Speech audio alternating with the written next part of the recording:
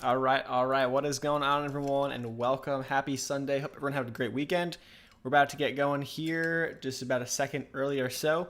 What I'm going to do first, for those who are watching this after the fact, because it will be posted up on the channel, I'm going to go through a bunch of stuff, at least I'm watching, whether you care or not. I'll go through some of my positions as well. And then we'll dive into all the questions and everything that everyone else is looking at, because that is the most fun of the stream. So,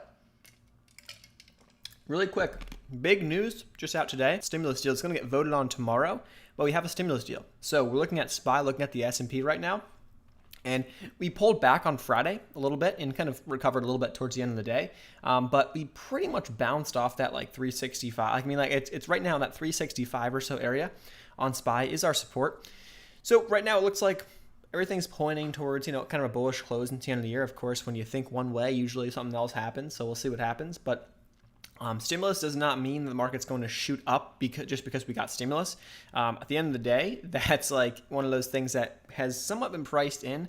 We knew it was coming. It was a matter of when. And that's really kind of the idea that comes down to it, stimulus. So that said, let me go through a couple things that I'm watching. So it looks like EVs are going to remain pretty hot. So on this channel and the other channel that I do kind of more short, kind of more technical analysis videos about the China delisting. Trump signed that China delisting bill.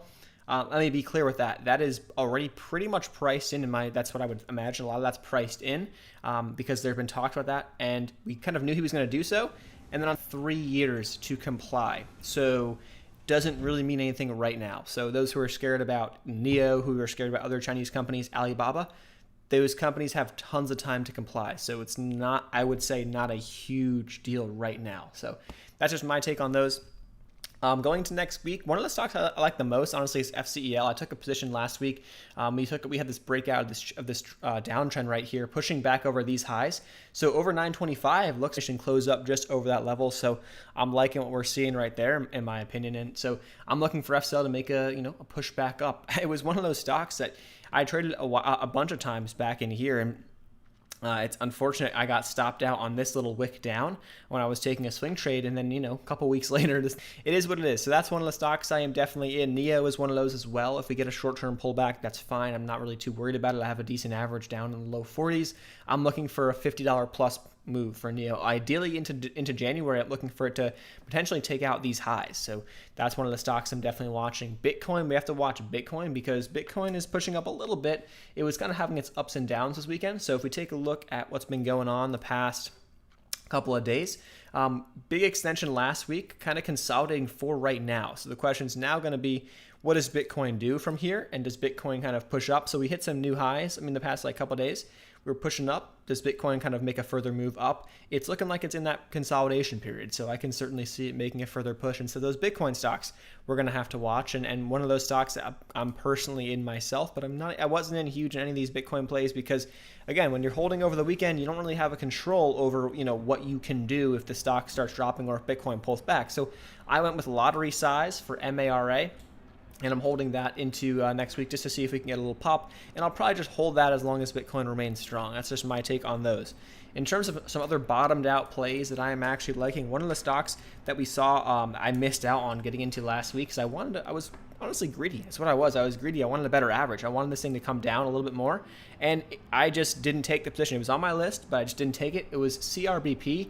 We finished strong, and then after hours finished it even stronger. So the reason why it looks awesome is because if we can somehow make it over to this 250 level, there's a huge gap here. And so this has got a lot of volume on Friday. So I'd see this one being a potential runner this week for sure.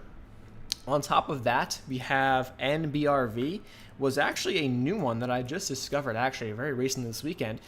We just had a recent offering, and so the stock price is pulled back. So okay, we have an oversold chart, right? So most people who are watching and who traditionally stick to uptrending stocks, this is not you're not your favorite play, but bottomed out here, 231 or so support. That's our level right there. I don't want to see it dropping below 230, but we have a gap from about this 260 back up towards 325. So that's a solid kind of gap fill type of play.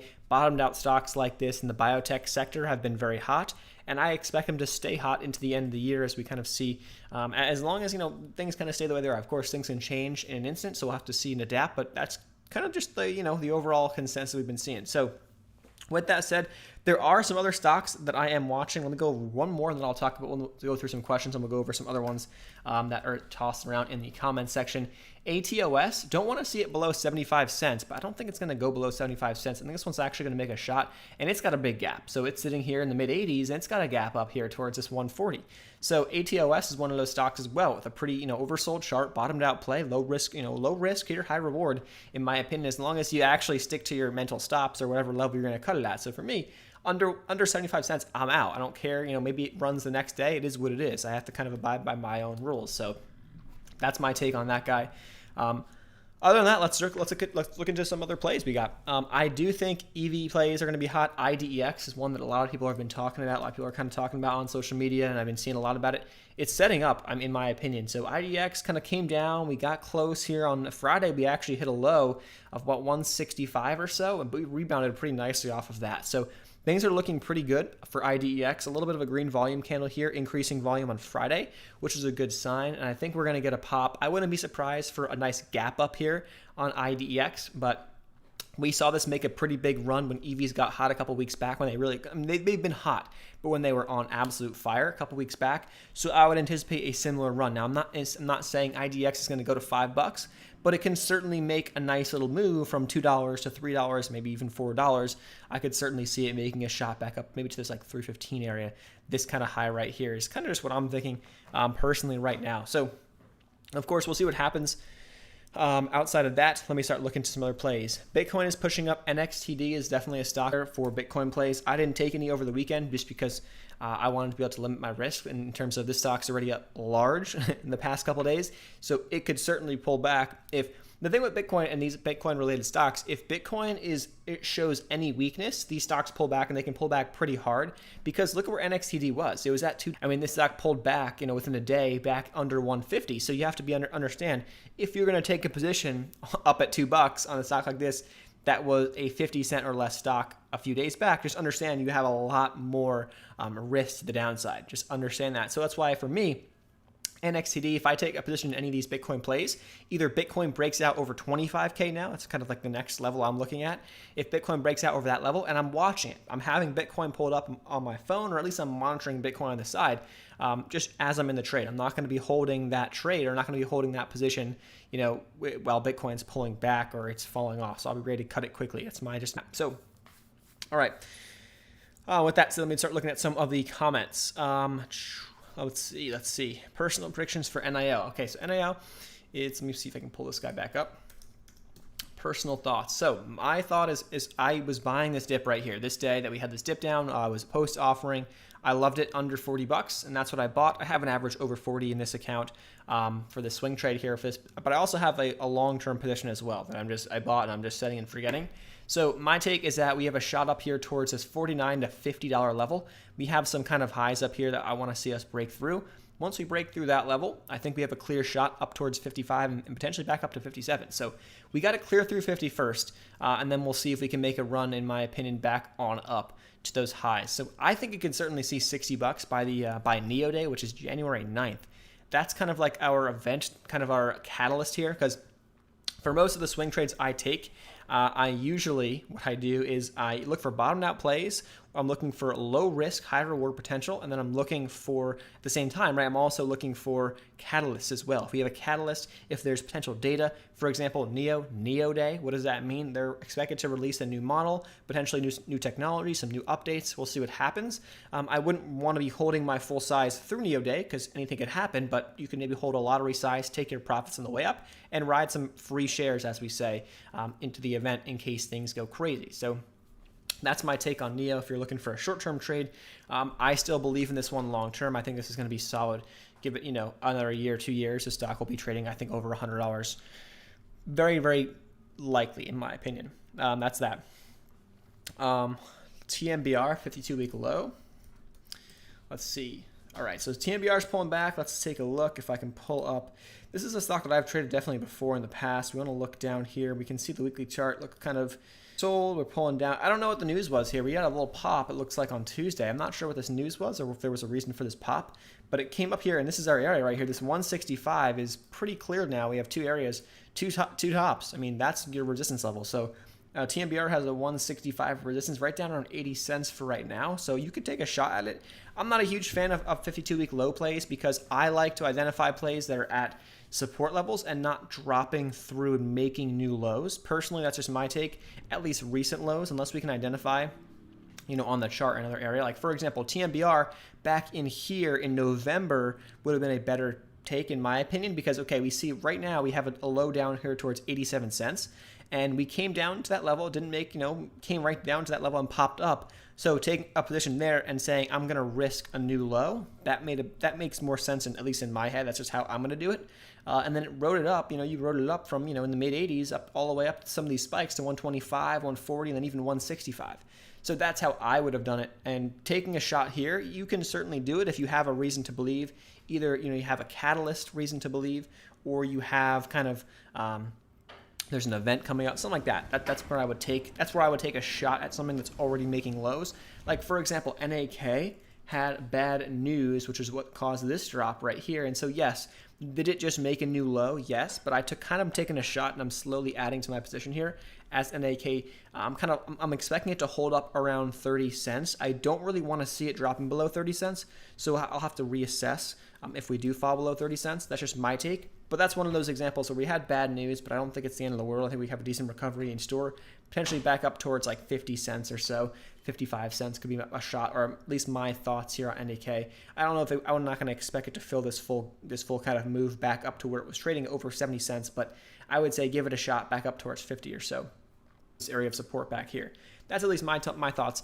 Ttcf is another stock that I definitely like. I know there's been a lot more talk about it lately. I've seen some more videos on it. People have been talking about it a lot more. To be honest with you guys, I love the stock for a while. I mean, for those who remember from, who knows how long back, a couple months back, I've been talking about it on the live streams.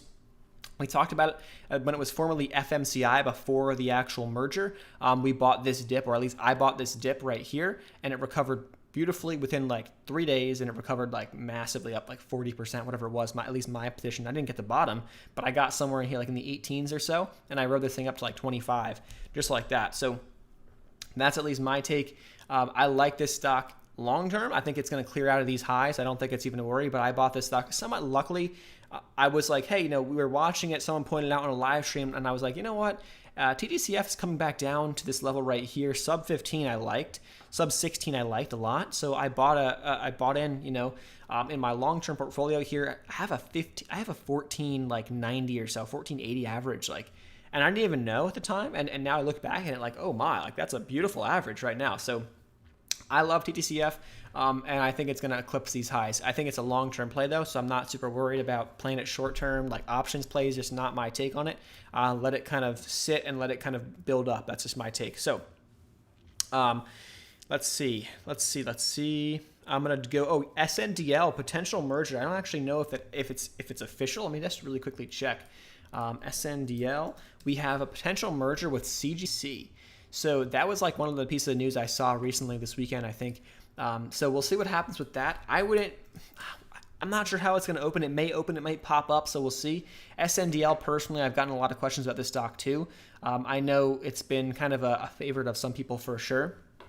I've made quite a bit of money on it. I liked it. It's been fun. But I want to see it coming back down towards like 35 cents. If it doesn't do so, personally, I'm not a huge fan of it right now. They have a potential reverse stock split coming.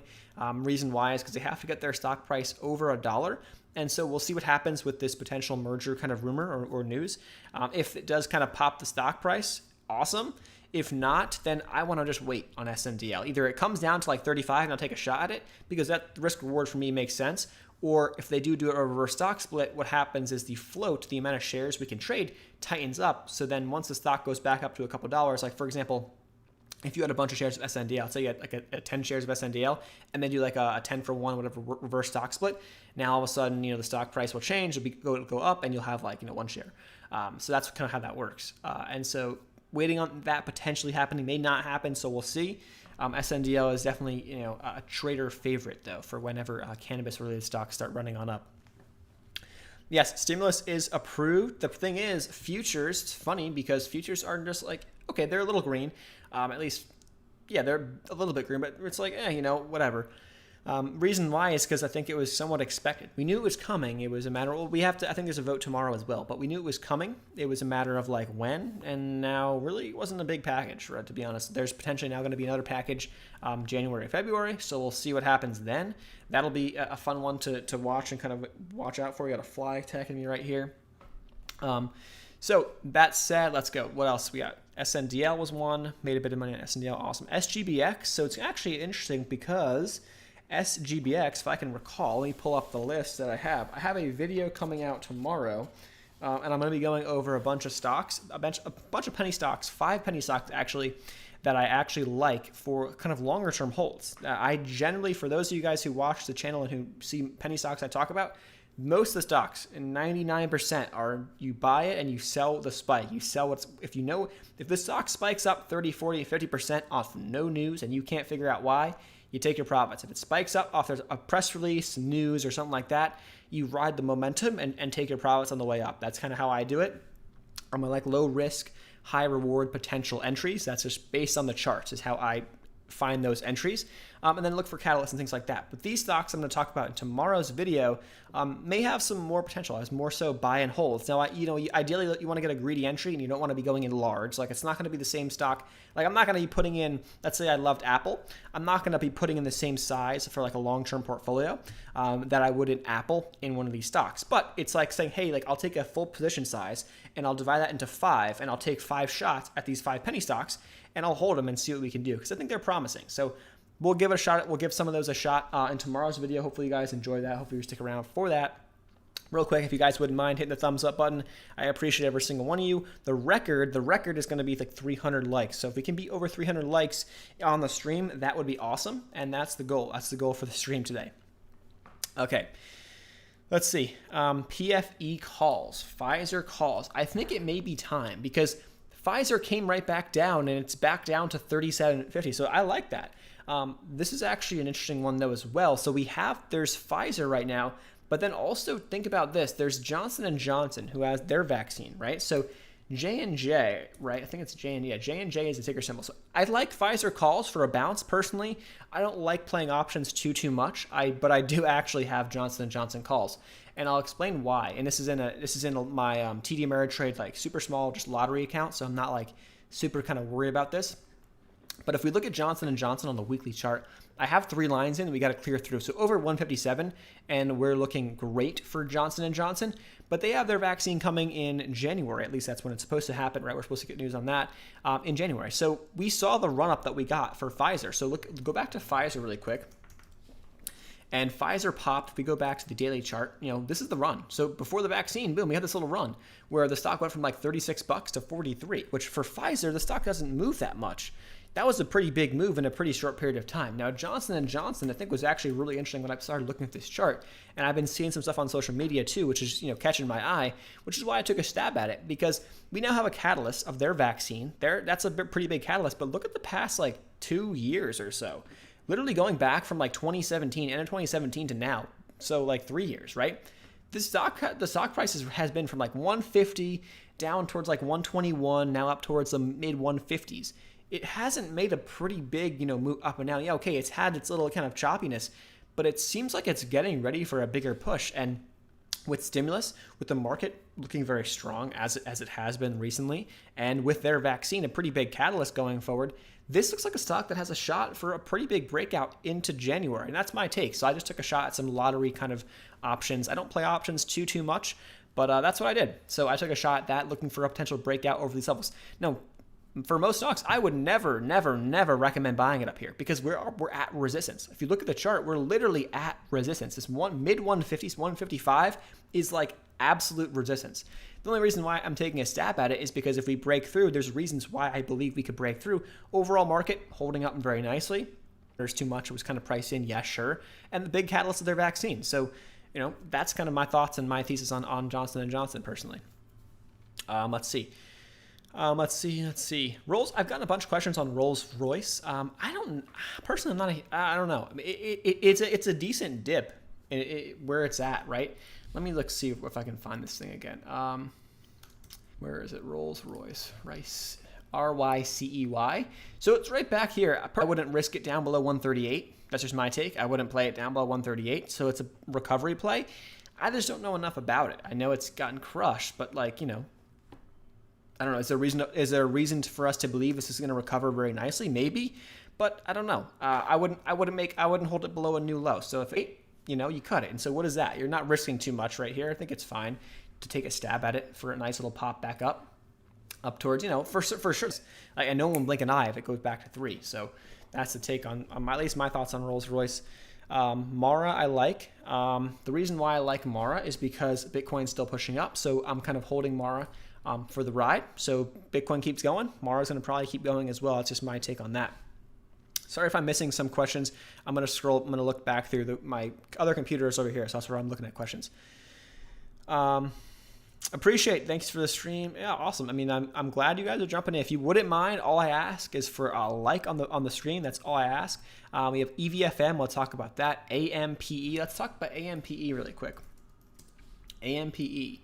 I'm gonna try to go. I mean, I have a tendency to like just talk super fast, and that's just kind of how I am. I know I've gotten plenty of comments on way too fast. You can't understand me, so I'm gonna try to slow it down a little bit to talk about some of this stuff. AMPE, I don't know what exactly this is pushing its strides, and it's recovered back up to where it kind of was. So this level of consolidation right in here, around $3, the 2s to 3 area period. So then we came down here into the sub 50 cents, and now it's back up to that 240, 250 area. So it's getting back up there. So personally for me, unless I knew this is why there's a catalyst, there's this, here's why it's going to continue. Sure, if you have that thought process, because I mean, I don't know I can't follow every stock. Right? Everyone's got to have, it's to some degree, right? My 2 cents is just my 2 cents. It's getting back up into this resistance level. So personally, I'd be selling into this point if I had shares already. I would be selling into that point. That's just me. EVFM, I actually think is very promising. So we can talk about this one right now because you may hear about this one tomorrow as well. Just a kind of a heads up for tomorrow's video, because I actually was looking a little bit further and I do kind of like it. And I did a bunch of due diligence and I was looking into it and I felt pretty sexy. Their non-hormonal form of birth control, looking solid, pushing up towards 4, and then it dropped on the release date, dropped. And it's coming back up. Here's our trend line. So sorry if it's not like perfectly clear, but we have this kind of downtrend right now going back from around 3 all the way down to 2 the past few months. But $2 seems to be holding up, as we kind of saw on Friday. Saw a little bit of green volume, a little bit of a candle push up towards that downtrend. So if we can break out over that downtrend, potentially opening up over like 215, 220 with EVFM, that would be awesome. I mean, that's just my take. That would be awesome for a potential breakout of this downtrend. And I think me taking a position, I actually started my position a little bit earlier. I think I was early on it. And I talked about it too on the past videos as well. I think that was early. I hadn't been seeing too much talk on social media. So that's good. The problem I think we had back here was that there was so much talk on social media about EVFM. And once they had the date of their product launch, boom, it was a sell the news, a hard sell the news. That's that. Let's see. NXTD, thank you for the call. Went long at 40, took profits at 130. Awesome. That's awesome. NXTD was awesome because I miss out on taking like my full, and I didn't milk out the full up position on NXTD. We go back to what happened. So I took the trade on NXTD. I believe I had an average of like 60 something. So I had like a 60 something average, low 60s, and it was like, hey, I'm going to take it for a day trade. I'm going to go lotto size. I was not going in big. And then Bitcoin continued to push and grind, and then NXTD pushed up. So if we look back, why did it run up so much? If you're going to look back to what happened back in 2017, 2018, when we had the last like big time Bitcoin bull run where it hit 20,000, go back and look at it, and this lines up right here. Back in December of 2017, it hit 858 or 859, or at least that's what the chart's telling us based on the chart. So that's the potential that it has for some massive runs. So I sold a little over 1. I could have made a whole other dollar on top of my shares from 60 something cents. But again, you're not going to go broke. You don't go broke taking profits. So that's how I saw it. Took my profits and moved on. That's just it. AIM for this week. I think I've been hearing a little bit about AIM. Let's take a look at AIM. So AIM is sitting here. We had some bouncing here around 170-ish area. So it looks like AIM is actually setting up too. What you can kind of see without even drawing trend lines either here, we can draw one in too, is once you start looking at enough of these charts, you can kind of see it. What are we seeing right here? We have some solid support here down around 170 or so. So we can draw on a horizontal line roughly. It's not perfect. It's not, trading is an art. It's not an exact science, right? So you have your support right here. That's 165, let's just say, is our support. But then we also have a trend line or a downtrend. So we can draw from some of these tops and connect some of these tops. But we kind of have a downtrend. If we connect some of these, right here, it lines up with that 50 SMA, that blue line right there, 50 simple moving average or 50 or MA50, whatever you want to call it. And so it looks like it's trying to potentially make a breakout. So aim for a potential reversal out of this back over $2. It looks like it had some resistance at $2, back over 2, and holding above 2, open, close above 2 would be awesome for AIM, and it could make a nice little breakout of this downtrend. And we've actually been seeing lately, these are actually really good plays where we have a somewhat bottomed out chart, a downtrending line that we're seeing on the chart. So we have a bottomed out chart hitting support. We saw this with DPW as well, and it made a massive move up. We can go over that really quick too. And, popping out of here on top of that, potentially some news. If they drop some news to just kind of make it even better, this could be crazy. So a lot of times you'll see news finds a good looking chart. So DPW, look at this. It's the same thing, right? We had some support here developing around 150 or so. Look at this downtrend right here, connecting some of these wicks, connecting some of those tops, and we broke out of it, popped up. Okay, awesome, looking good. And then boom, we had news. They dropped news, boom, news found an awesome looking chart. And when that happens, you had EV charging news and DPW shot to 10.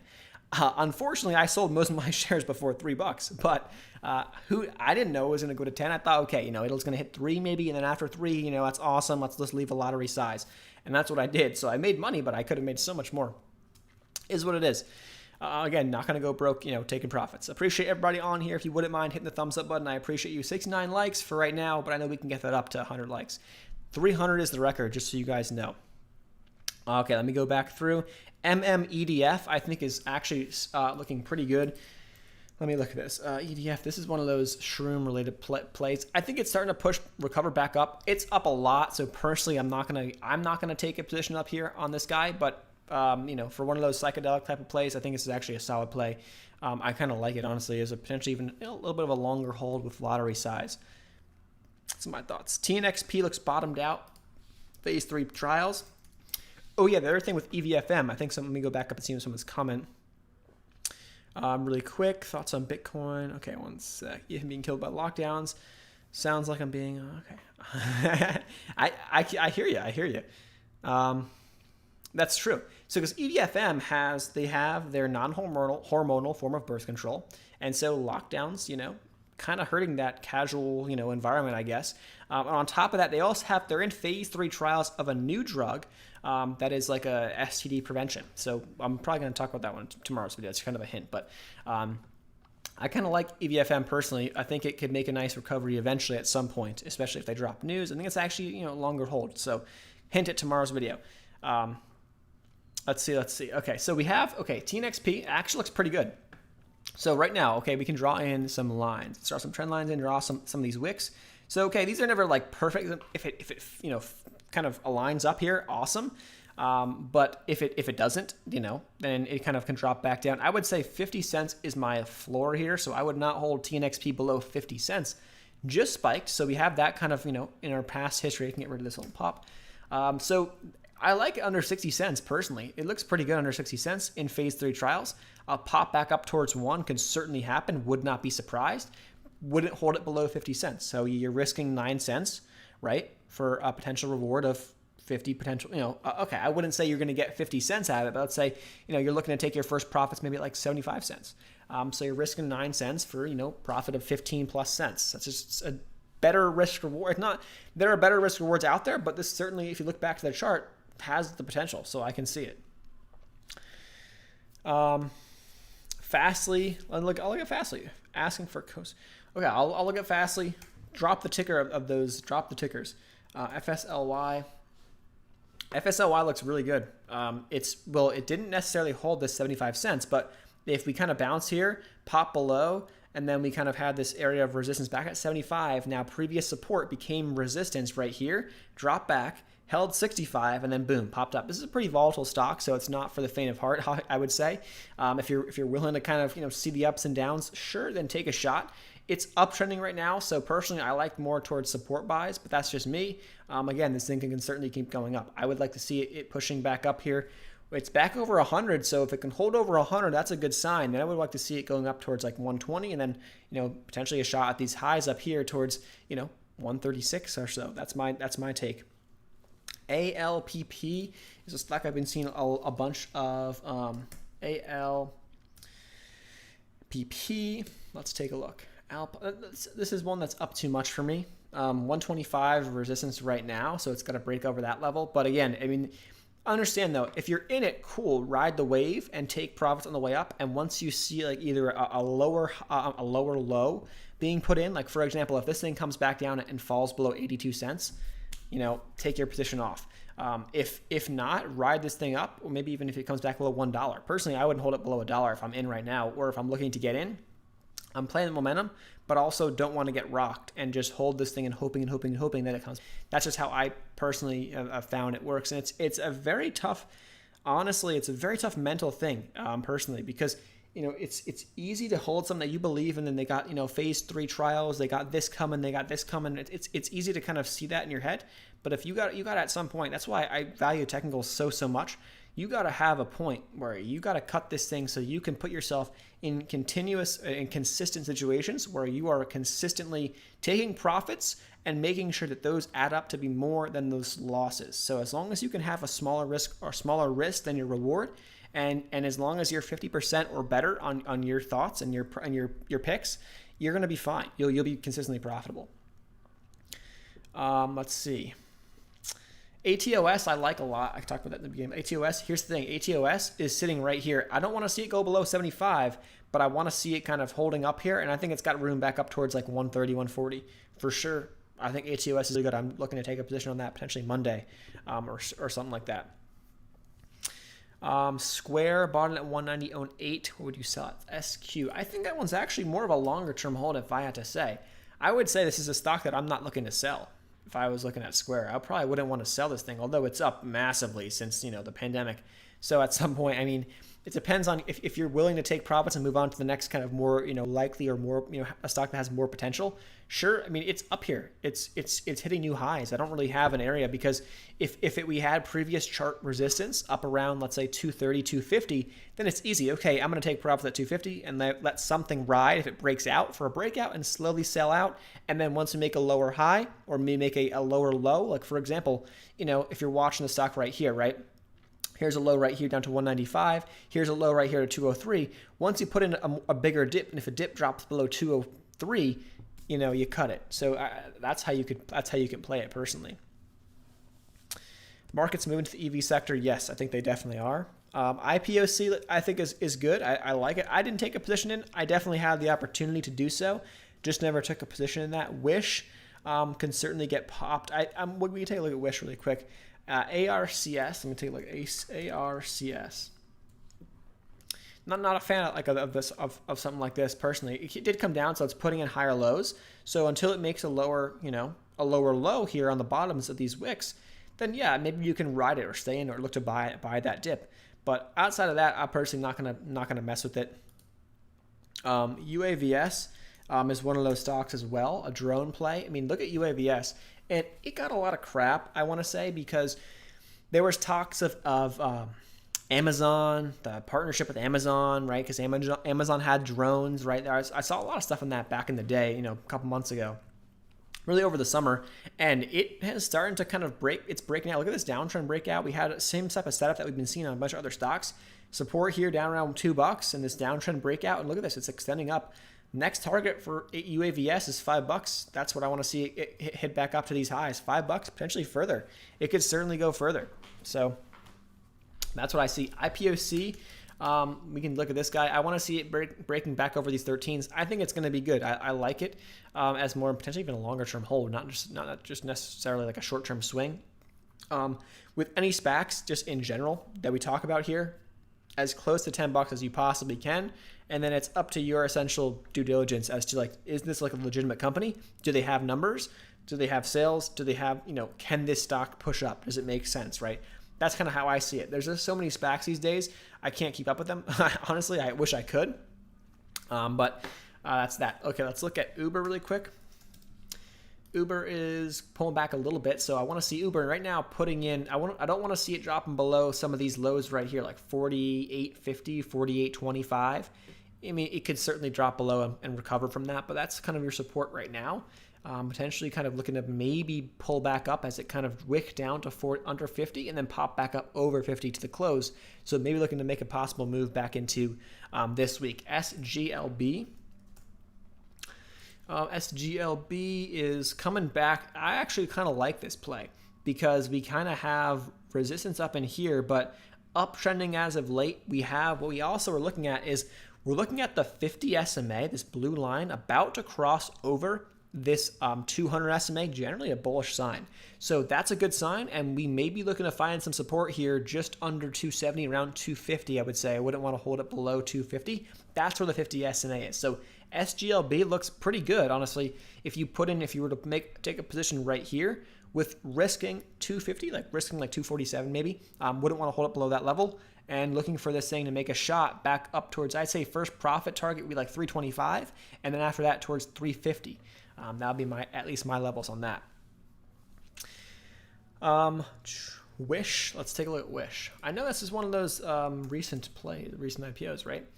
So Wish popped. Wish is actually pushing up. I can see it. So Wish dipped down below 20, and now it's up towards 24. 25, psychological level. If we break over 25, I would expect a bigger breakout. We'll see if we get more volume, get more attention on it. That's the take. It looks like $20 support, 25 resistance. So it's kind of trading in that range. I wouldn't really want to be buying it unless I can get it down towards 20, or I buy the breakout over 25. That's at least my take.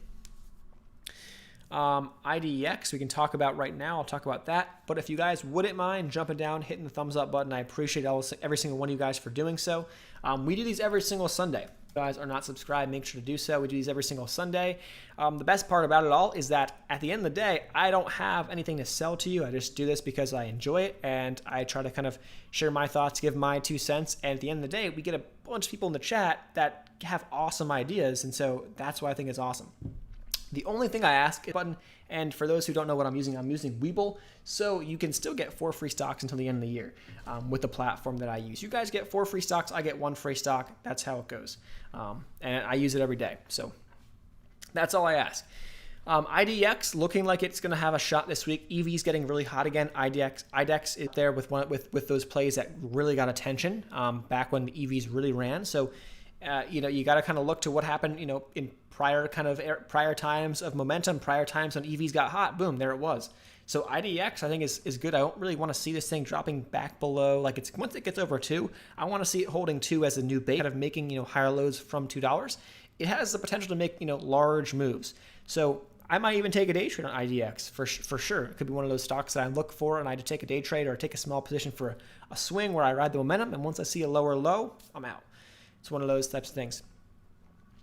Anyone that doesn't hit the like button owes me $1. That I just asked for the like. I just asked for a like. That's all it is. All right, let's keep going down. MVIS has been a monster. MVIS has been an absolute monster. I mean, look at this thing. This thing is, and then there are potential rumors of buyout, stuff like that. I don't know, honestly. Personally, it looks like something may be getting priced in. Some big news may be coming because this thing is just running on up. And I talked about it back in here, I want to say, back under 3. And I was like, personally, we're up towards resistance. So until it breaks out, I don't really want it. I want to get it on a breakout. And what do we see? Actually, a really good opportunity for a dip buy. So we broke over these highs, right? Broke over that 350 high. Then we came up to 420, of course. And then we pulled back. And we came back down to like 368, 369. That was your dip buy, is showing new support, and then it recovered up and then popped over 5. That was a pretty good play. So that's that. Let's go to Peloton. Let's see. Wow, I didn't even realize Peloton had a new high on Friday. That's awesome. So Peloton looking solid. I mean, this is actually a really good play. I mean, when we had the initial news of the vaccine, we had stocks like Zoom, for example, was one that I took advantage of. We had Peloton, right? Peloton. Coming down once we had news of the vaccine, came down. And then it was like, at the end of the day, okay, this is the vaccine news, but people are still home. People are still, using their Pelotons, right? People are still using Zoom. Zoom's not going away. Vaccine, that's good forward looking, but right now we still kind of have, all this stuff going on that we got to kind of, figure out, make sure that's all taken care of before we get back to normal, right?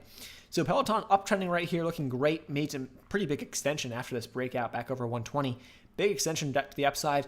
The question is going to be, though, does it continue? So now you want to see it putting in a higher low here. So you want to make sure we kind of hold up around that 140 or so.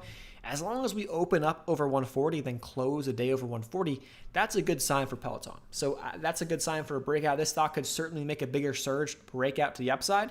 So I see why people like it, and I personally like that breakout play. I don't like buying the play up here just because the risk reward, of course, it's at resistance. It can certainly pull back. But, it looks like it's trying to break through, and a successful breakthrough is really good. It can make a big move. FTFT looks interesting. Let's take a FTFT. It does. Let me take this trend line right here. Let me kind of extend it so we kind of have a rough idea. Uptrending. It's not perfect, right? Trading's an art, like I always say. Trading's an art, not an exact science. If it was an exact science, then someone would have the formula figured out, and it wouldn't matter. We wouldn't be able to do this, right? So we have uptrending support right here, $2. I wouldn't want to see it below $2 now. That's kind of our number. That's where this trend line lines up pretty well. $2 looks good, and we have highs up towards 350. So this looks like it's priming for a potential bigger move back up towards a breakout over 350. Gets us close to that potential shot over 375, and then you can see kind of an MVIS type of move if this thing has the legs and can really sustain that move for a bigger move and a push back up towards potentially $5. $5 is a pretty strong area of resistance when it comes to stocks, so that's a pretty key area to be watching. CRSR. Let's take a look. CRSR. Okay. Oh, a gaming play. I actually kind of like that. This is actually good. So let's take a look. We had a dip down here towards 330 something, 32.50. That's our low, but now putting in higher lows, looking good. We have a shot back up, recent short history of hitting 50, pull back, good. Now putting in higher lows. Now we want to see this thing continuing on up and making a shot towards 50 plus. Now personally, right, I want to see higher lows, number one, but number two, we have, wouldn't want to hold this thing down below this low right here. So if it comes back down a little bit, may dip, wouldn't want to hold it below 32.50. But personally, if it can hold that level and push and keep putting in these higher lows and push up, this has a certain shot. This has the look. The chart has the look. And of course, for those of you who know more about it, if you know kind of the due diligence behind it, numbers and all that stuff, and kind of what's in the pipeline, what they got going on, and if that's expanding, things like that, because I don't know enough about it personally. But that kind of paired up with this chart has the potential look for a U shape, back on up for a potential breakout of all-time highs. So that looks good. I like that. Let's see. Keep going down the line. SUNW, swing into January. Yeah, I think so. Clean energy plays. What else we have? EV plays, battery plays, fuel cells. I mean, they're all going to be hot into January. They're all definitely going to be very, very hot. So let's look at the chart on SUNW, because this is definitely one of those that fits that mold, fits that theme. It's popping up. It got a little attention on Friday, but I can certainly see it making a move back up here. And this is one of those stocks, too, that we have areas of resistance up around 8 and 850. Okay, so we got range on the chart. We popped up here. We have short-term resistance up around 525. We break over 525, which was the high back on the 7th of December. Over 525 gives us a good shot for, in my opinion, for momentum to continue and for this thing to make a run at 8.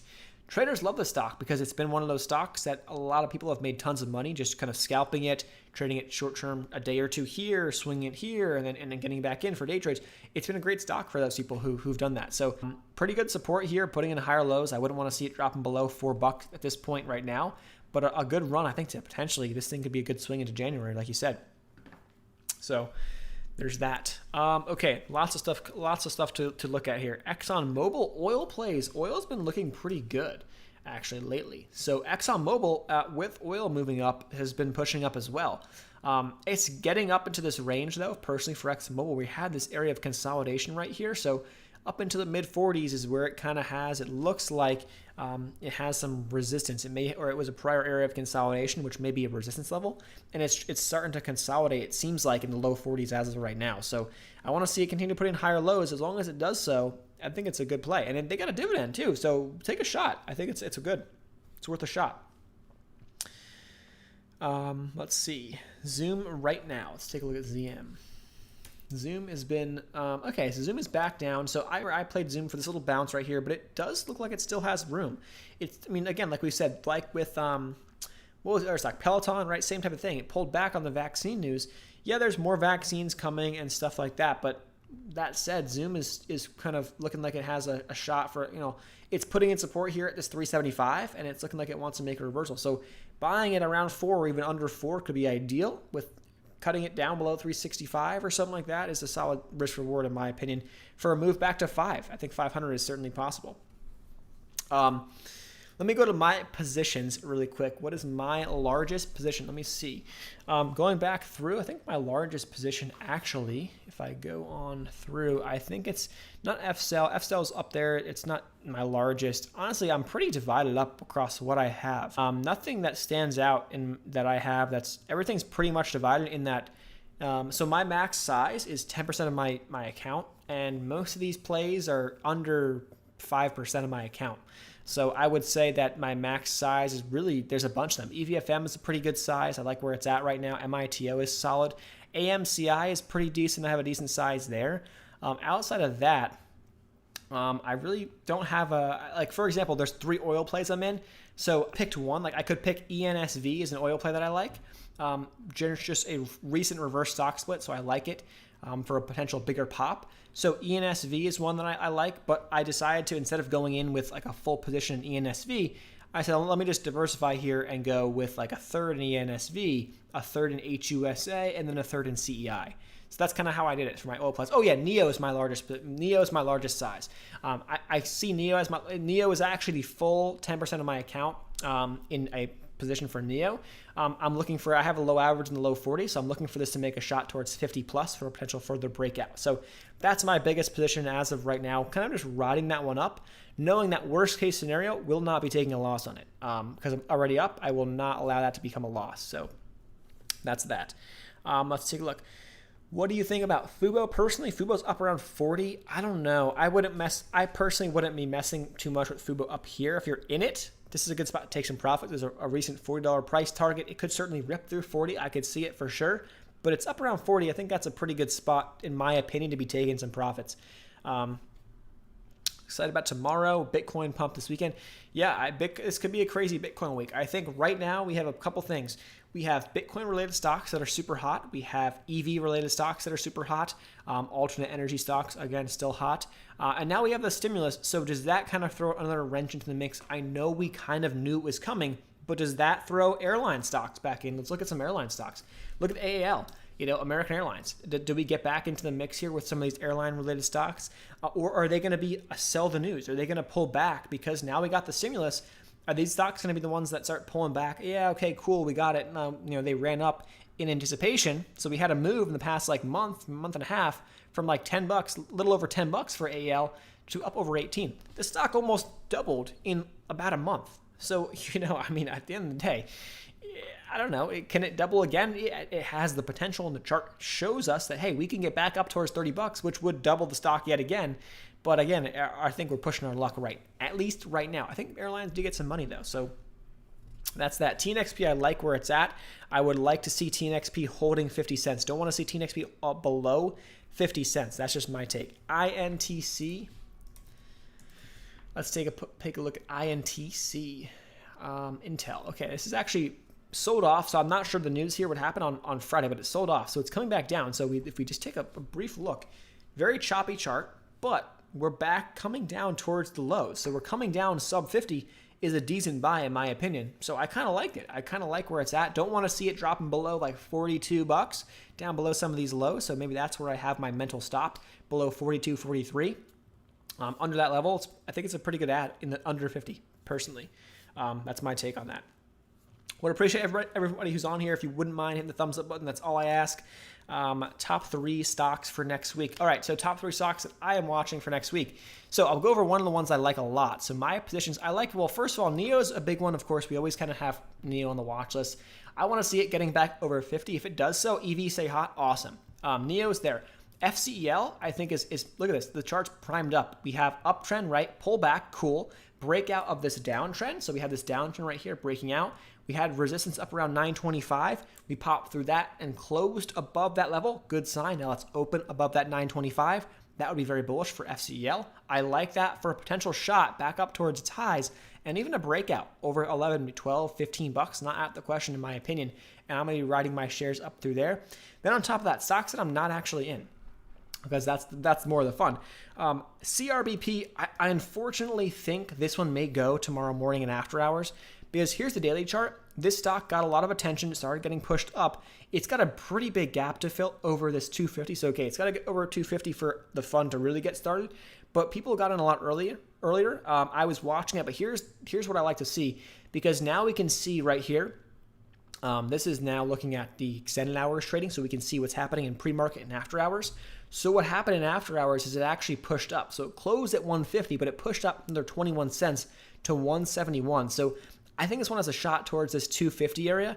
That may even happen in pre-market hours tomorrow. Be watching it, but over 250, over 267 right here, the party gets started because it's in the gap. So that's one of those stocks I'll be watching. I may take a little stab at it just for just for fun. Wouldn't be going in huge here because it's already a little bit elevated off of where it was, off of some support down around 125 or so. So that's my take. Outside of that, ATOS. Let me pull this guy up. We have two offerings. They did an offering, drop us down here, another offering. Not a good sign, but are they going to do a third offering? Probably not. Wouldn't want to hold this thing below 75 cents. Also, the offering price is $1. For whatever that's worth, the offering price is up at around $1. So I think this stock can easily recover to $1 plus. We get over $1, over $1.15, we have a shot towards this 135. That's the gap fill. So those are some of the biggest watches that I have into this week. Personally, what else? Mdrv is another stock that I'm looking to take a position in. I was looking at a little bit here. Mdrv. Recent offering play, same type of setup as we're seeing with ATOS, with a bunch of other plays that ran up. CLSN was a similar one as well that recently ran. Same type of thing here. Mdrv down around under 250. Look, I don't want to see it below 231, below 230. So, you're risking, 15, 20 cents to the downside for, upside potential here, in my opinion. Over 260 gets us into the gap towards 325. So my first area of profit target, I'm looking for 325 on it. Of course, not going to be dumb. Would it be a bad idea to sell at 3? Would not be a bad idea to sell some at 3 and then looking for 325. Why do I say 3? Because every whole dollar on a lot of these penny stocks is psychological areas of resistance. You'll see that when you look at the level 2, when you start looking at the chart, that will probably be an area. You need a lot of volume to push through. It can certainly happen, but you need a lot of volume usually to get that through. Also, Mdrv, interesting play when I was looking at it. So we have Mdrv, right, recent offering play. Take a look at this. Pull up the 4-hour chart for a reason. So what is this? This is a recent reverse stock split. So they did a reverse stock split and then an offering. So it's kind of a weird thing to do, but that's what they did. So I kind of like recent reverse stock splits in my opinion. So that's what I did. I'm going to look to take a position on it here on early in the week. That's at least my take. I like Mara as MARA or RIOT, any Bitcoin related plays. I love those as long as Bitcoin's pushing up. So let's take a peek at Bitcoin actually while we're talking here. Because if Bitcoin's pushing up, great, we're fine. So Bitcoin right now is at 23.6, 23.7. So could we wake up tomorrow and Bitcoin's pushing 25? 25,000 seems like it's the next kind of level. So that's what I want to watch. But it's still putting in higher lows. It's uptrending. It's kind of consolidating up here. But that's still a healthy kind of thing you want to see in a chart. Where the stock is consolidating, it's putting in higher lows. It's looking pretty solid. So I like that. Let's look at RIOG. Or RIG, RIG.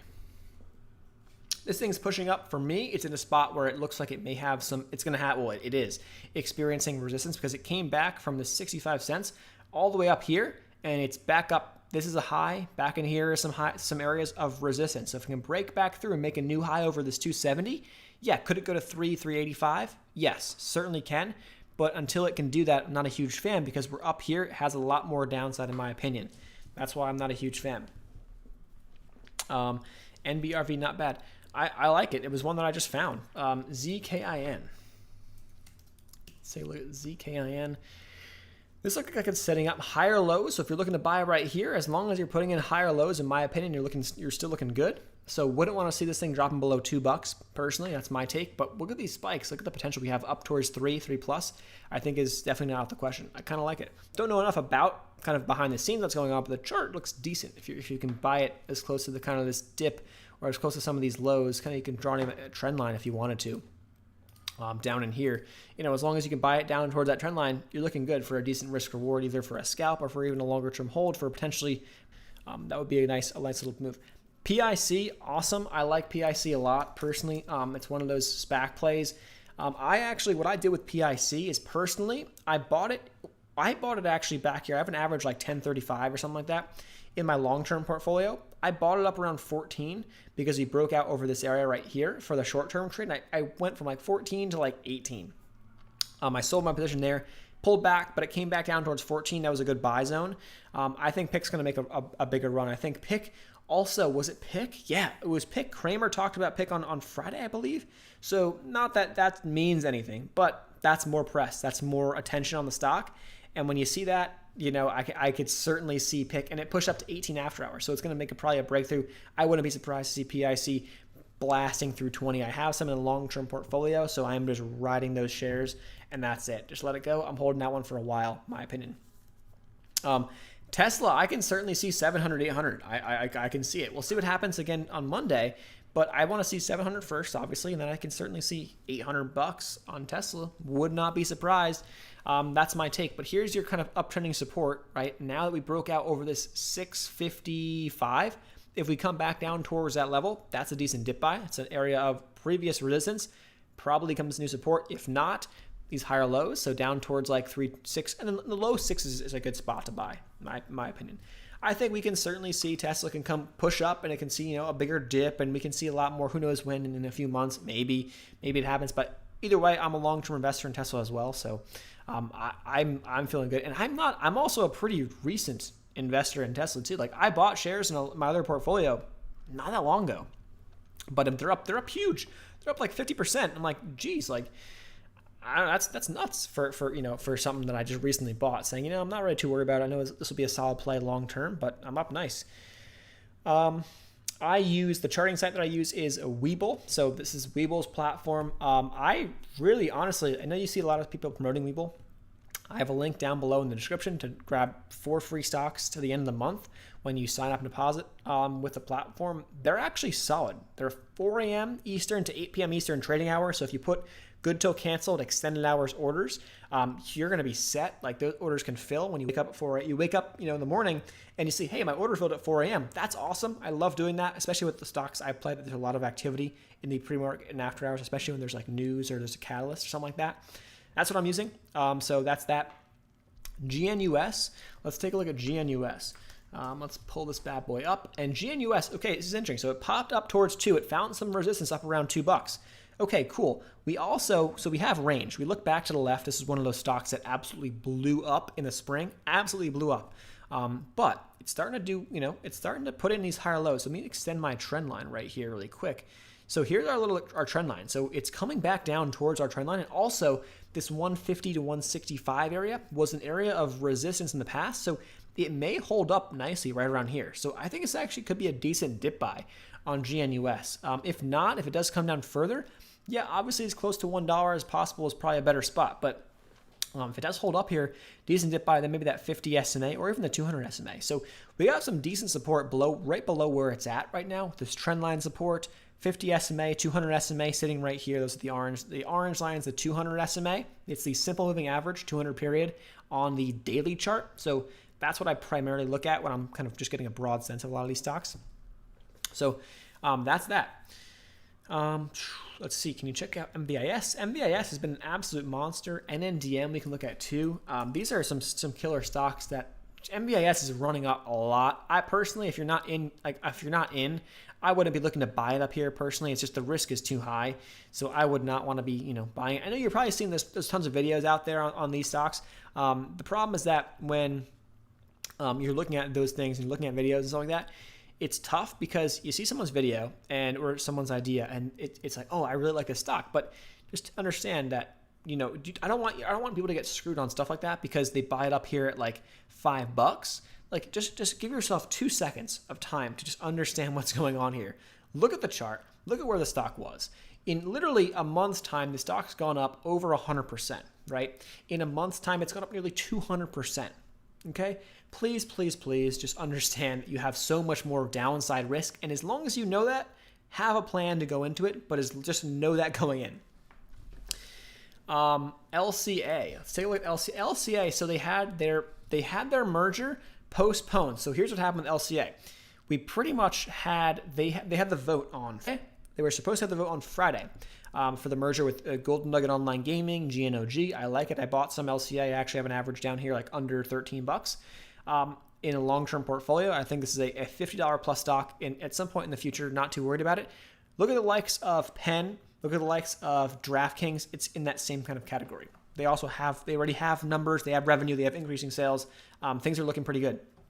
So that said, they didn't get enough votes. So you have to vote if you are a shareholder by, I believe, I forget when it was, maybe in the either the end of November or the end of October. There's a date where you have to be a shareholder by that date. And as long as you're a shareholder by that date, you're allowed to vote. So you vote beforehand, and the meeting's usually like, hey, we got approved, we got enough votes. And there was not enough people who voted to allow that to happen. So make sure you do so. Now the vote's on the 28th or 29th of December, or the Tuesday after Christmas. So whatever that day is the new vote. I would anticipate this actually goes through then, but this could be a good dip buy. So I like a dip buy down towards 20. If it does fall more, that's not bad. I have looked at NXTD. I think NXTD is fine. Just understand that it's going to be kind of relying on Bitcoin. It's already up a lot, so it has downside risk. Just understand that. CRBP we just briefly talked about, but I like this one as a big play into this coming week. We pushed up an after hour, so yeah, the risk to the downside is certainly larger than I would like it to be. But again, overall chart setup over 250, over 260. This gets really interesting because then we're in this gap, and this could get really crazy. So we had a lot of volume. I would expect that to continue on Monday. We'll see. I wouldn't personally want to be buying this thing up too high, so under $2 is like probably the farthest I would ever go personally if I'm going to take a stab at it. But I had a pretty big volume day on Friday, so that's that. Because, oh yes, SGBX with the deal, right? Because they have a deal, or they have an agreement with BLNK. Let me pull this up. SGBX I like a lot, actually, personally, and this is one of those stocks that I think just has a little more. It has a little more legs than I think you may think. SGBX is still sitting here under $5. I kind of like it down here. It's putting in higher lows. We look at the chart, has plenty of range, so yeah, they could certainly spike.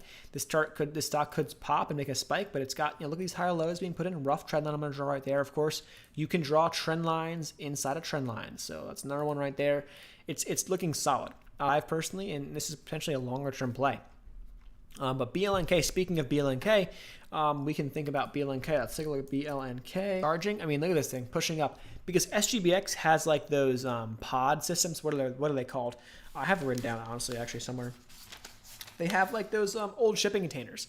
And so they're using that, partnering up with Blink potentially, I believe, and for potentially charging stations. And now we also have news, I think Biden tweeted this weekend that he wants 500,000+ electric vehicle charging stations, in the U.S.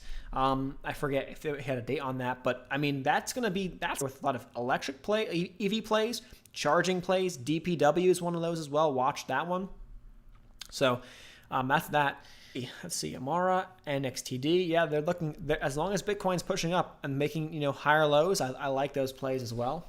NNDM is a stock that personally it's getting up there. I want to see it $8 though. I think we got $8, easy shot to 8.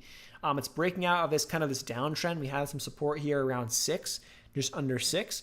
Breaking out of this downtrend, pushing up towards 8. Over $8 here with NNDM. This thing can ignite the fire. So we got a lot of room up. I think for NNDM, certainly up over $8 gets the party started. So I like that. I have some shares from a while back, but nothing crazy. FCEL I love Friday. And so I'll actually just talk about this briefly really quick. So here's kind of like my whole trade thought process on FCEL, why I took the trade and what a shot at FCEL back here. And I bought it up here and it got rejected around this 925. Came back down and I no longer liked it. So I sold my position a lower low, right? And I got out. So I stopped myself out. I abided by my plan, put it to the lower low, I'm out. And then it broke out of this downtrend. So then this downtrend popping through, broken out. Now, okay, cool. It broke out of the downtrend. Let me get confirmation. So FCEL pushes up. It hits this 925. Let me actually go back to Friday. It pushes up. It hits our 925, which is going to be this blue line that I have drawn across the screen. And so let me find this. Okay. Hits that in the morning, then it comes back, and it dips down here to this VWAP, volume weighted average price. That's this white line. Dips down there. I bought it here at VWAP. I took a nice little position and say, hey, you know what? I'm gonna take a buy here. I like EVs heating up. Fuel cell is one of those stocks that ran up big time the past couple of weeks with EV stocks as well.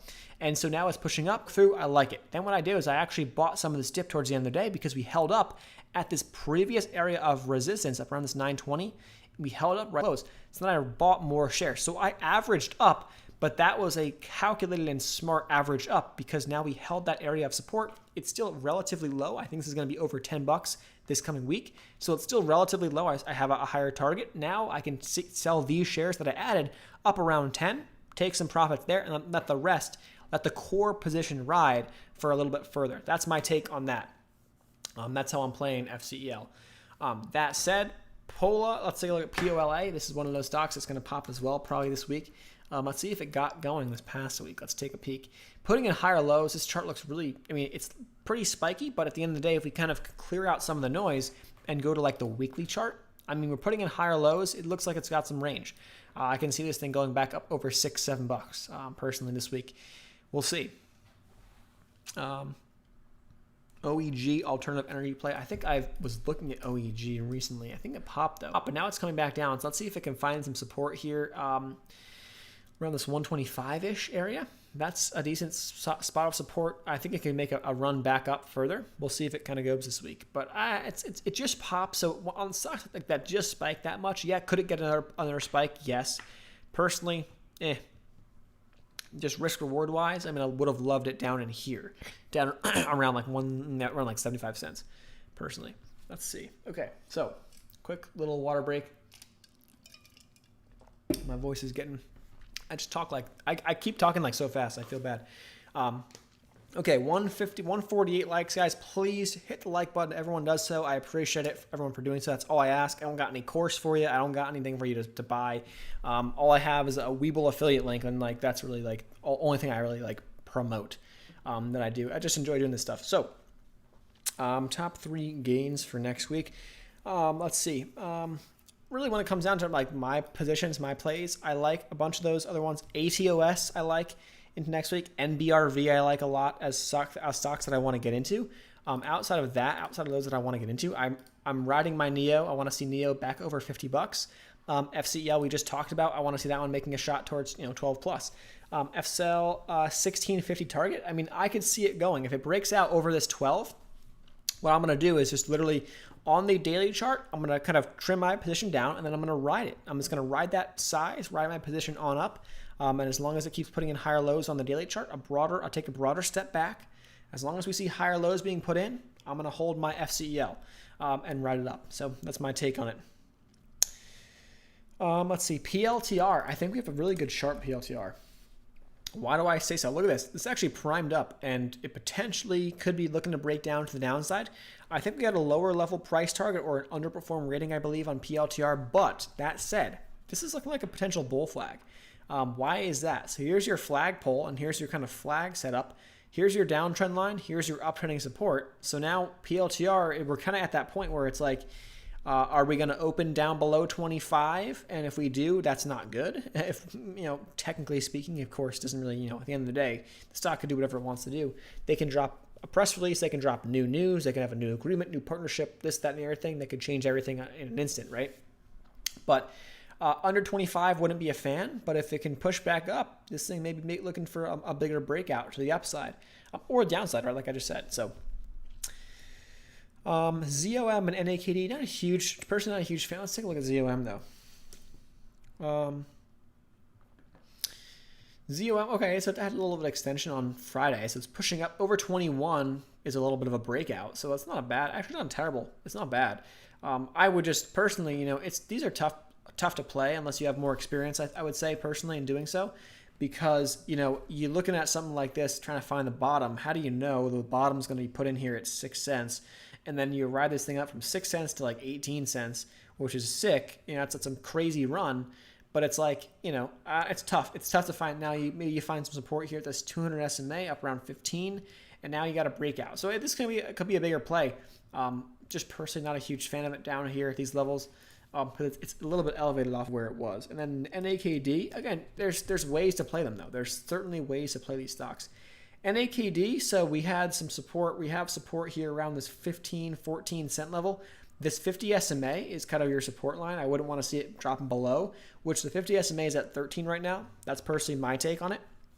But it looks like it may be looking to put in higher lows here. So putting in higher lows like that looks pretty solid. So we'll see what happens with this guy to the upside. I think it has a shot. It's got to break over 33 cents for the next move. ATIF is a stock that I have actually liked kind of down where it's at. It's fine. It's honestly fine. I just don't want to see it make a new low. So for me, I don't want to see it drop below 65 cents. It's still fine. At 72, it's fine. I'm not too worried about it, but it's got range. Of course, what happens here is that this is a stock that loves to drop press releases, right? So the company always drops a press release, so you can really anticipate a lot of these spikes on the chart. We're dropping PRs.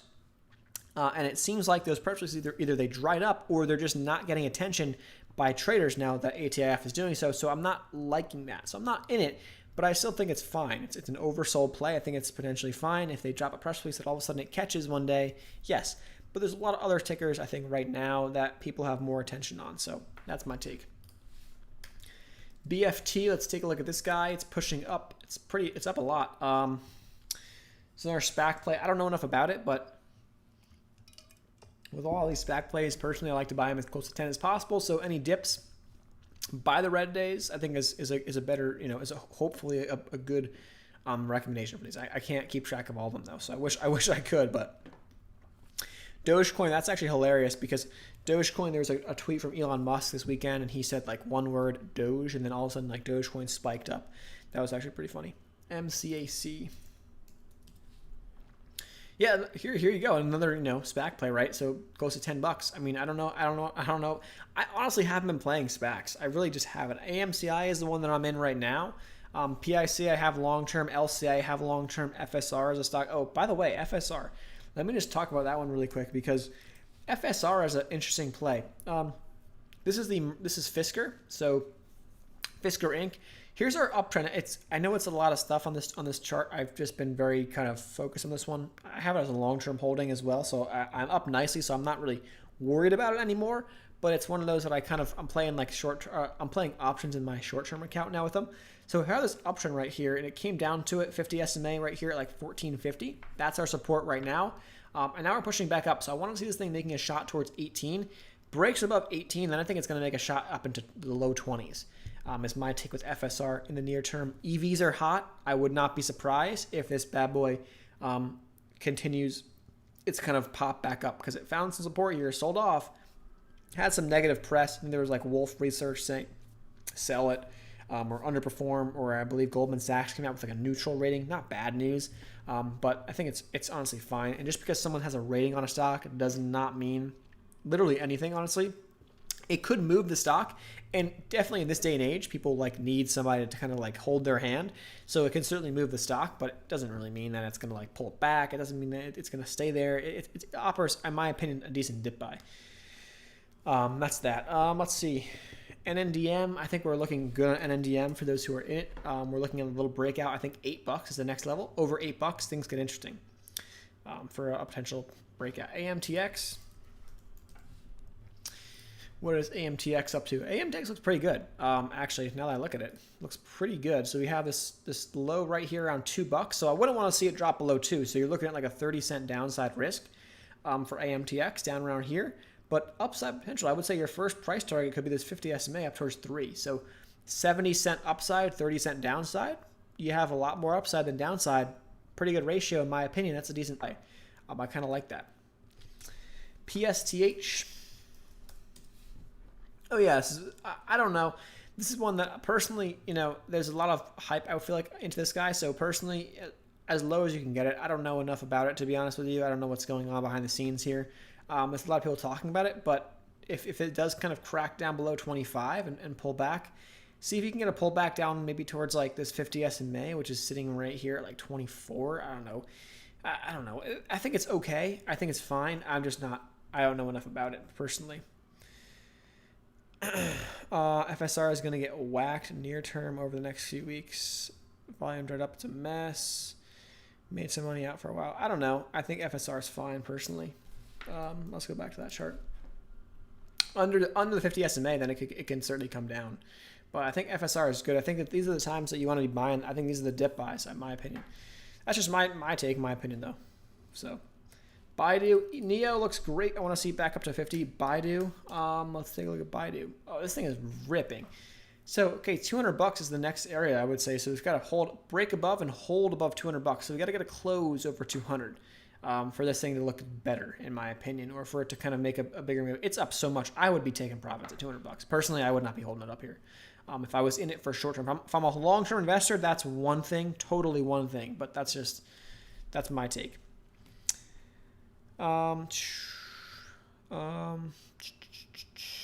Space SPCE. Let me look at SPCE. I have SPCE in a long-term portfolio as well. Looking actually to potentially buy a dip here, if we can get a dip. If this thing comes down a little bit close to this trend line, so down towards 20, I would love that dip. Outside of that, I think it'll make a recovery back up towards 40 plus. That's at least my take. Fubo, I'll look at the chart really quick, but Fubo I think is up towards 40. I don't know. I wouldn't be buying it up here. If I'm in it, I'm in it. I'm not buying it up at 40 right now. I would wait for a consolidation, like either like something like this happens again or a pullback. So it could rip through 40. I could see that for sure, but I'm not buying up here. I actually made not a mistake. I bought Fubo in my longer term portfolio, which ultimately, right, you think longer term portfolio, but I bought it under 10 and then I ended up selling Fubo at like 15 because I kind of just was like, I'm up huge on this already. Like, I'm going to sell it. Ideally, I should have sold like half and then let the rest ride, which would have been nice. But I made my mistake. I made money. Again, you don't go broke taking profits, but that was my mistake in there. I'm on Fubo, so, you can beat yourself up, but we'll see what happens. What plays am I personally in? So, stocks I like the most right now, FCEL I like a lot. It's pushing up, looking strong. Let's see, what else is there? EVFM I like a lot as well, down here around $2. It's potentially looking to break out of this downtrend right here. I think it's got a good shot to the upside. I like oil plays. Reason why, if we just take a look at USO, USO's been pushing up. It's back up into the mid-30s, so USO looks really strong. So with that, what are my oil, like lower float penny stock plays? HUSA, I like HUSA for a possible spike. NAK is not an oil play. HUSA, we have CEI, looks primed up, 50 SMA support. CEI looks really good in my opinion. And then there's one more. There's ENSV. Where is my ENSV? Where is she? There it is. ENSV. This may not hold, but I'm not really too worried about this. It's sitting right here. I'm in those three, kind of diversified across those three. So we'll see what happens. Makes me feel better what I have off the table. Run. Let's take a look at Run. Oh yeah, this is actually I think Run should be good this week. Sunrun. This is I think I like this one a lot because what we're seeing is these are heating up again. Alternative energy, solar plays, EV plays. They're heating up pretty big. So Run I think looks really good in my opinion for a possible bigger move. So we look at Run, uptrending support kind of right now. Higher low being put in, rounding the corner. Now let's break out over this $70. Got a shot back up towards these highs, 82. I think could get taken out by the end of the year into January, I would say. Appreciate the donation. Opinions on WELL. Also, everyone hit the like button. Yes, everybody hit the like button because I am not selling anything. I'm just giving you guys my thoughts. Well Tower, let's see. This looks actually, okay, let's zoom out. Let's get a better view on this bad boy, Well Tower. Okay, this looks actually pretty good. So some volatility, of course, for sure. But right now we still have room back up to those pre-pandemic, right, pre-virus levels, back up in the 80s. So if you were to go back up into the 80s, you have $20 upside for potential price target around like 85. That's your target. Looks like right now we have putting in, we have support around the low 60s. So don't want to see it making a new low. Like, I mean, not a new low, a low below like $60. Below $60, you could buy the dip, but personally, if you're looking for a short-term trade, then that's that. If not, I think it's still one of those more holds, a longer term hold. I would hold this thing looking for an $80 plus move. So that's my take on it. Appreciate the donation. And thank you guys for hitting the thumbs up button. SOL, got a price target raise. Take a look at SOL. Oh, this thing could maybe pop. Bucks is the new PT. Okay, look at that. So that said, SOL, consolidation up here in the 8s, but if this thing primes itself and it makes a pop back over, which it looks like it may, because usually what you see is sometimes you get the first pop, you pull back, cool, pull back to the low 5s. Now we're pushing back up. As long as we hold up around that 750, which seems to be the support right now based on some of these wicks to the downside, around 761 or so, hold that level, which looks good. This may be looking like a shot back up towards that 950, so a potential breakout the upside. Let's take a look at Hyliion. Hyliion is one that I personally sold what I had of Hyliion, but that doesn't mean that doesn't mean I don't like it anymore. It just fell below this level right here that I just didn't like anymore, and so it came down to the mid 15s, but it's pushing up. So EVs are getting hot, and Hyliion's been pushing up the past couple of days. I kind of like it. I kind of like it at these levels personally. For those, I know a lot of people though. The thing about Hyliion, I know a lot of people got crushed on Hyliion. I feel bad because there was a lot of hype when the initial SPAC push got crazy. Everyone was in SPACs. It was left and right. Now SPACs are still hot, and I think there's certainly a lot of money to be made in SPACs. But there are guys who were saying, "Hey, price target of $75, $100," and I definitely got caught up in some of that by saying I think Hyliion could be $100 plus stock at some point in the future. But it has gotten crushed. And looking further into Hyliion, honestly, they just need to get more numbers going their way. There's reason to believe that it will happen, but also at the same time, they just don't have enough right now, in terms of numbers. And so that's what people are probably seeing. But at some point, you get down to a certain level, someone's going to start buying it. So that's that. Let's see. HOFV, I like HOFV. Let's pull up HOFV. This is actually fine. I think it's totally fine where it's at. This is a stock that I think I wouldn't want to see under $1 because then at some point you got to cut your losses, right? So I have a position here. I'm looking to be buying more this week if it stays under 130. If not, this thing has spike ability up towards $2+. This thing can go crazy. So would not be surprised. It's a really good, in my opinion, recovery stock. That's just my take on it. I like HOFV down here personally. Even a potential longer term play as well. That's just kind of my take. Ttcf is popping. Yes, it is. Ttcf has been beautiful. I want to say, this is not to brag. This is honestly it's a joke. I somehow timed the bottom on this guy where I bought it back in here. I have a sub $15 average. Not to brag. Honestly, it's a joke because I bought it. We were talking about it on a live stream. I just bought it and saying, yeah, I had my eye on it. I just didn't really want to buy it up here for a long-term position. And I finally just said, you know what, I'm going to buy it. And I went in with a longer-term play. So I put it aside, didn't look at it. And all of a sudden, I looked at it last week. I'm like, I'm up nice. I'm up beautifully on this bad boy. I'm getting close to being up 100% on my position, which now I'm seeing other videos. I'm seeing some bigger names talking about it, which is good because it's getting more volume. It's getting more attention on it. Stock price is popping up. I'm happy with that. That's the name of the game with a lot of stocks. It's if you could be the first one, it's not easy, of course, but if you can be one of the first ones there, then you're looking great.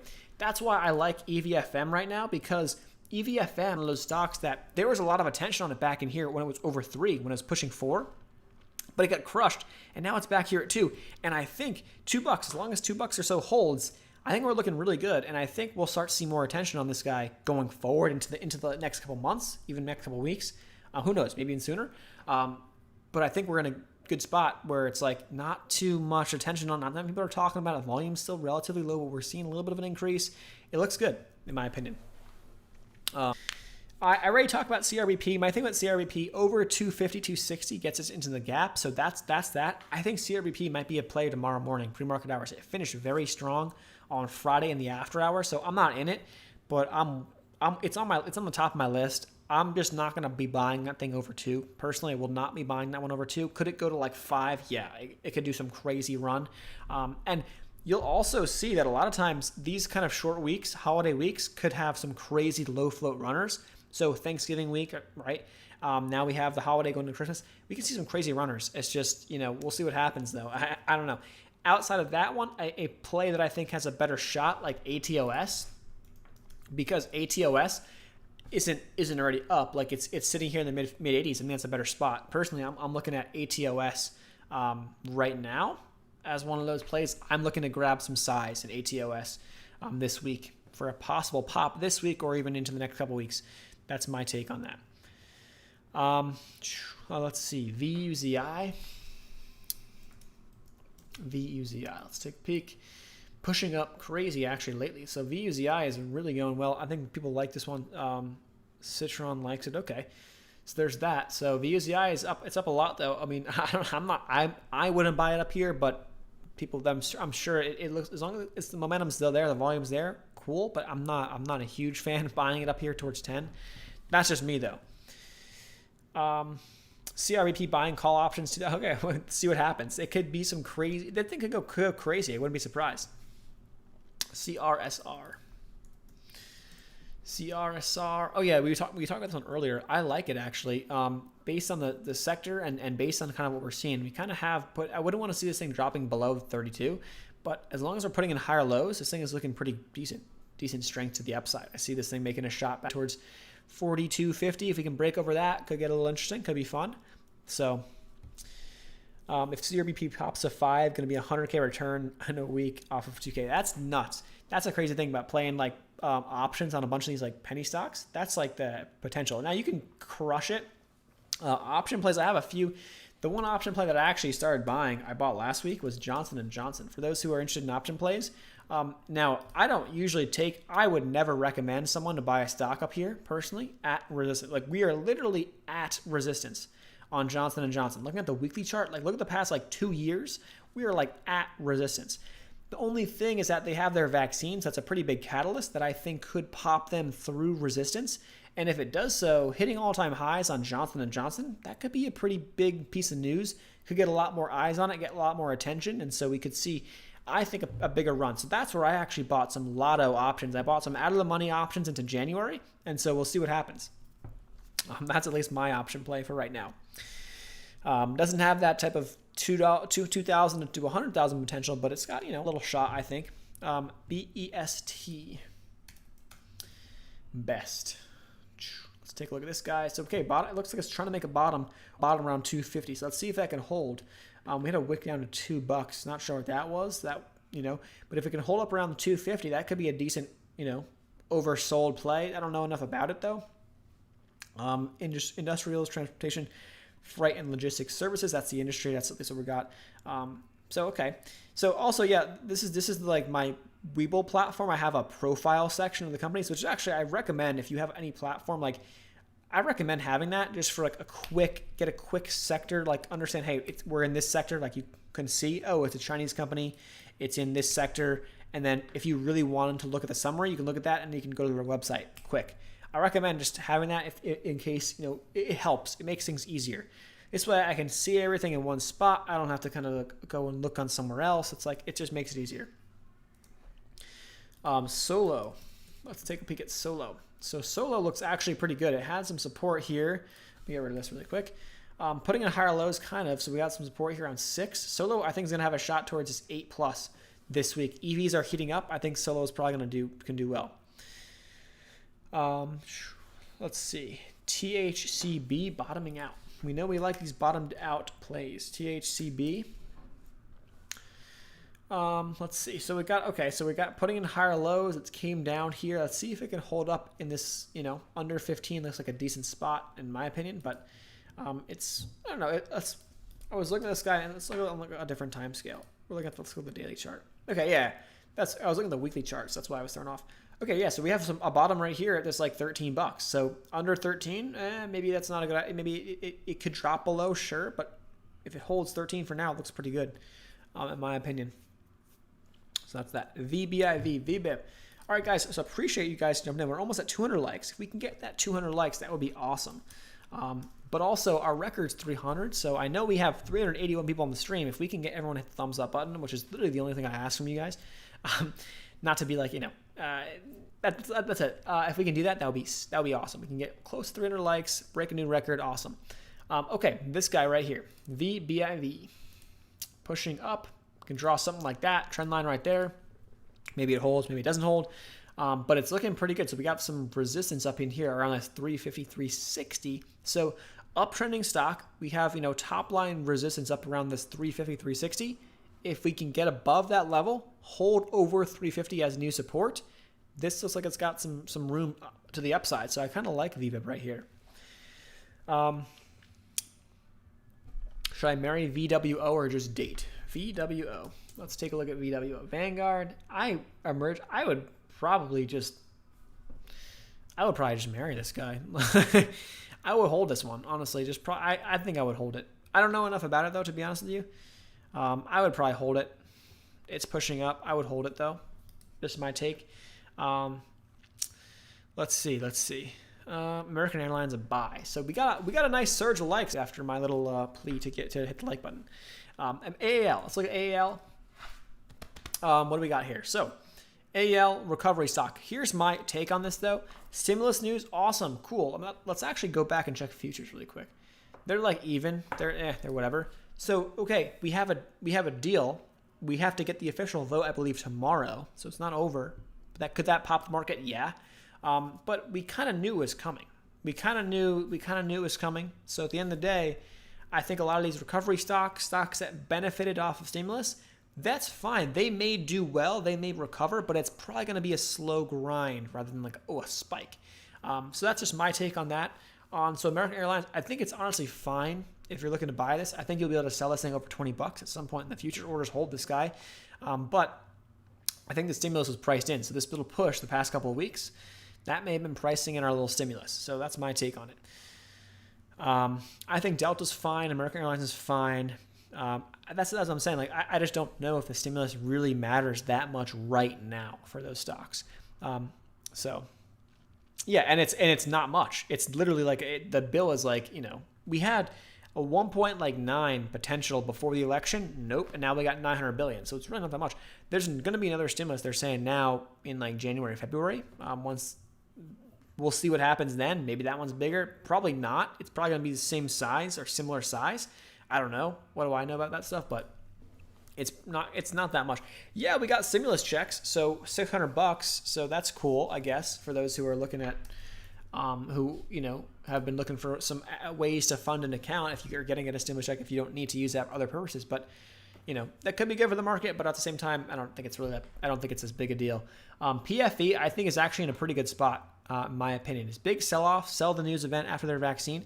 I think it's in a good spot, personally. I think it's in a good spot for a potential recovery play. Chegg is I haven't looked at Chegg in a little bit. How is Chegg? Look at that. Look at that beauty. So we talked about Chegg back in here as another online education play. Look at Chegg. Chegg's looking beautiful from those buys. If you bought it down sub 70, I love that. And now it's up here. So we're up here at this 88 or so resistance, $90. If Chegg can get a little pop through that 90, boom, Chegg's going to possibly make a shot towards $100, which would be crazy. But I could certainly see it happening. I wouldn't have made it through half of my classes, to be completely honest with you. Calculus stuff, physics stuff, like I couldn't have done a half of that stuff without Chegg. So I love Chegg. I was one of those guys who bought the membership with like 5 other friends, and we all like split it, and then we like get like logged out because it's like we detect multiple accounts. So like we detect multiple user on this account. So split the membership. It was like $15 a month, so we all paid like $3. But that's my little Chegg story. First buy tomorrow morning. CRBP could be my first potential buy tomorrow morning. Let's see. That's what I'm looking at.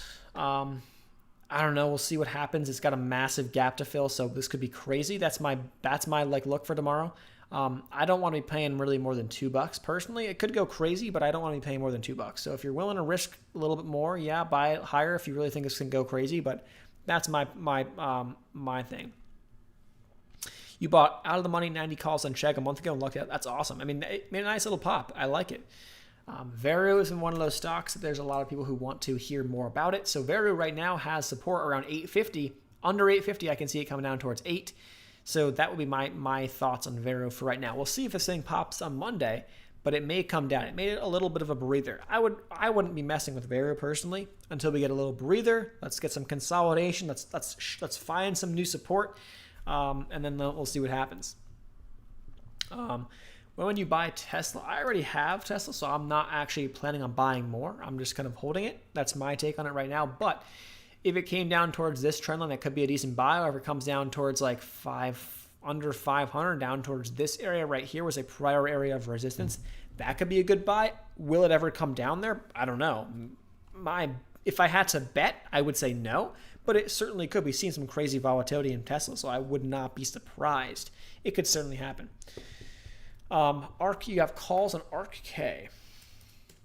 ARK-K is one of those ARK ETFs. I bought a bunch of the ARK ETFs, and I'm just holding them in a long-term portfolio, so I'm not worried about it. But pushing up, they have a lot of Tesla, so I'm not surprised. That's that. Okay, so what I'm going to do is I'm going to go back through. I know we're getting like an hour and a half in, so I'm going to go through some of the stuff that I'm looking at this week, and then I'll answer a few other questions, and I'll probably just wrap things up here. So that's my take. What are you buying this week? Is that really what we all want? That's what we all want to hear.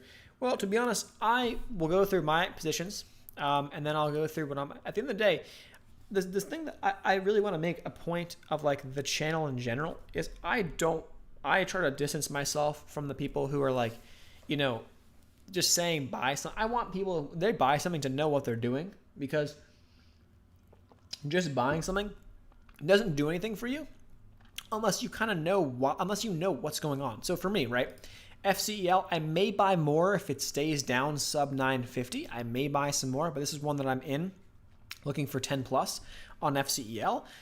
My positions are on the left-hand side. That's what I'm currently in. They're all nothing huge. The largest one that I have is NIO. So I want to see NIO breaking back over 50. If it does, cool. But that's my take on NIO right there. Here's my kind of setup support down here in the low, just under 40. You have support. That's that. ATOS is a stock that I'm looking to be buying some this week for sure. I don't have any right now, but I want to buy some. Double offering, sitting here 75 cents. I wouldn't want to see it below 75 cents. Holds that level, has a gap up here towards this 140. So I like that play right there, ATOS. Also, RMED was one we didn't talk about, but started getting some attention. It pushed up in after hours 10%. RMED, if you're looking to play RMED, this could certainly go for a lot more. I just wouldn't want to be paying over $10 for RMED. And if you pay over $10 for RMED, understand that you're paying a premium based on somebody else who bought this thing at $6 like 2 weeks ago. So I don't know, just take it with a grain of salt. NOVN is another one. I'm not in, but NOVN looks pretty strong into this week. It's breaking out of this kind of breakout point right here. We kind of pushing up, popping over this little recent high of like 68, and now we got to break over 75. And if NOVN gets over 75, I can see $1 in NOVN's future for sure. That's at least my take on that. So those are some of the things I'm looking at. What else am I looking at? Let me look at my list really quick. CRTX. I'm going to look at CRTX. So what's CRTX? Why is it on my list? Oh, okay. CRTX is on my list. It popped up a little bit in after hours, but this is one of those oversold plays that it's a little bit higher price stock. So it's not generally a stock that I totally love, playing stocks up this high. But if we can hold $28, this looks like a decent risk reward right here, right where it's at. From 28 back up towards 40 plus, I think can be realistically attainable in the next few weeks. On CRTX. That's my take on that guy. So that's one of those other ones I'm looking at potentially entering this week. I have a bunch of other ones, which I'll probably make some more videos this week on some other oversold plays that I'm not in, but I'm watching, looking to get into as I kind of see things setting up. So we'll see how this week goes. A bunch of oversold stocks to be watching, a bunch of stuff. Super pumped for that. Stimulus is past this vote tomorrow morning, I think, to officially pass it. So that's that. PLTR, I think let's look at this one really quickly. I'm going to wrap things up here, guys. PLTR is in this little pennant shape kind of look. Higher lows being put in, but if it drops below 25, I wouldn't be a fan. It could certainly come down further and look for a dip, a bigger dip, maybe down towards 21 or 20. That's that. Favorite long-term holds, I think in terms of long-term holds, I like it. Honestly, I think actually PIC is one that I'm in. I've been in for a while. I like that for a decent long-term hold. I have some FSR for a long-term hold. I have some NEO. So those are my EVs. Tesla I have long-term. Outside of that, I think LCA is an underrated play. LCA, I think this is going to be a $50 plus stock at some point next year. That's just my take. Gold Nugget Online Gaming, they have decent revenues. They have numbers. So I'm not trying to compare this one to DraftKings or to Penn, but it's in that same sector. So I think I'm bullish on that sector going forward. So that's that. So those are a bunch. I'm going to make a video very soon in terms of some longer term holds that at least I like. And I'm also going to have a video tomorrow on some longer term penny stock holds that have some potential. These are 5 penny stocks that I see value in, potentially more than just, quick spikes. I literally I will always almost recommend everyone, do not hold a stock. Don't marry a penny stock. Just hold, buy it, sell a pop every time. But these are kind of that exception to the rule. So it's tougher for me to find them because it's not easy. But that's at least my thoughts. I'm gonna have that video out tomorrow. So appreciate every single one of you guys for joining in the stream. Thank you so much for for joining us, for giving your ideas in the chat. If I didn't get to your chat, I'm sorry. I will try to do so in the next stream. I'm going to be doing some more lives. I think I'm going to do a live trading on Thursday. So Thursday is a shortened trading day. I'm going to probably do a live trading on Thursday, and then next week, not this week, the week after. So after Christmas, that week I might do like 2 or 3 live trading days. So we might have some fun. I think people will be home. People have more time. So that's why I'm going to do that. So thank you so much for tuning in. Hit the thumbs up button on the way out. Also, we're using Webull on this platform. You can still get 4 free stocks. There's a link in the description box to sign up, deposit $100, get 4 free stocks. I get 1 free stock. You get 4. Appreciate everybody who joined in, who hit up the live. And I will see you guys in tomorrow's video. Peace.